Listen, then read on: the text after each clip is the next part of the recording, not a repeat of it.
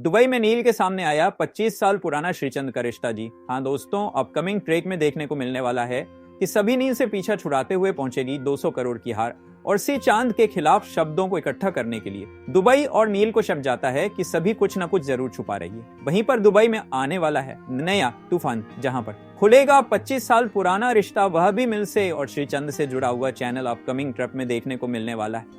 कहानी में बहुत ही धमाकेदार ड्रेस, जहां पर सभी का पीछा करते हुए मीर उसे अस्पताल में पहुंचेगी जो किसी चंद्र का है, जहां पर ह्यूमन बॉडी पार्ट्स की तस्करी होती है।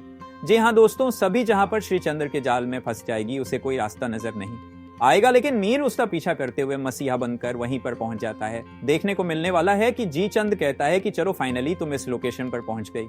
इसका मैं बेसब्री से इंतजार कर रहा था। सभी मुझे तो लगता था कि तुम बहुत ही ज्यादा स्मार्ट ऑफिसर हो, लेकिन तुम ये क्या मेरी जेल में बस गई और मुझे ही लाकर उन सब बच्चों के बारे में पूछताछ कर रही थी, जिसकी वजह मैं हूं। चलो आप सस्पेंस जाता ही देते हैं और बता देते हैं कि आखिर रजत की और तेजस्विनी की मौत कैसे हुई थी। सभी की होश उड़ जाते हैं और श्रीचंद्र अपना भांड को छोड़कर नजर आता है, जिसको गीत कर लेता है, नहीं सब कुछ रिकॉर्ड कर लेता है कि श्रीचंद्र ये कह रहा होता है कि श्रीचंद्र ये कह रहा होता है। और तस्करी के बारे में पता चल चुका था, इसी वजह से उसने मुझे अपने रास्ते से हटना पड़ा, वही वजह तुम बन रही हो।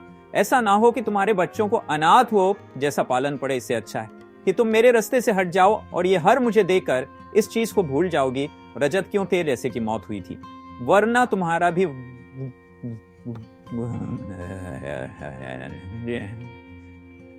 फिर की मौत हुई थी।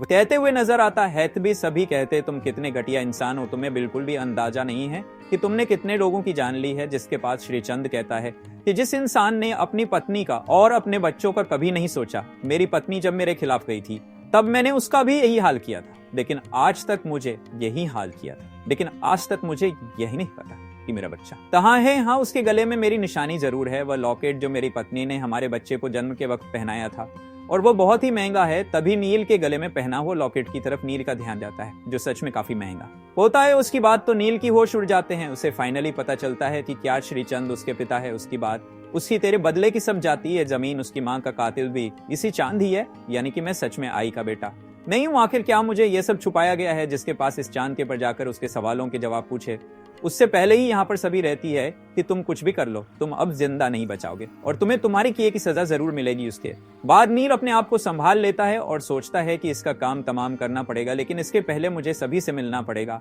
और उसे यहाँ से कैसे भी निकालना पड़ेगा। अब देखना दिलचस्प होगा कि सभी और नील मिलकर कैसे श्रीचंद को सजा दिलाते हैं।